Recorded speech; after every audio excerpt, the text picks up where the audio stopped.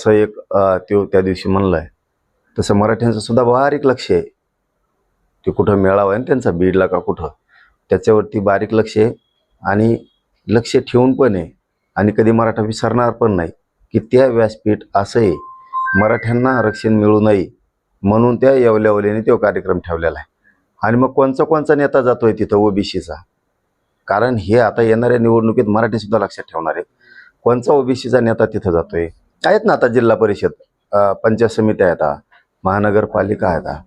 कारण तो मेळावा हा मराठ्यांना आरक्षण मिळू नये यासाठी आहे. परत मग आता हैदराबादचा JR काढलाय, त्या JRच्या विरोधात म्हणजे मराठ्यांचं वाटोळं व्हावं, मराठीचे लेकरबाळ मोठे होऊ नयेत म्हणून तो बीडचा मेळावा ठेवलेला आहे. आणि त्या मेळाव्याला ओबीसीचे नेते कोण कोण जातात याच्यावरती मराठ्यांचं बारीक लक्ष आहे. कारण पुढं आम्हाला लक्षात येईल की हा नेता आमच्या मतावर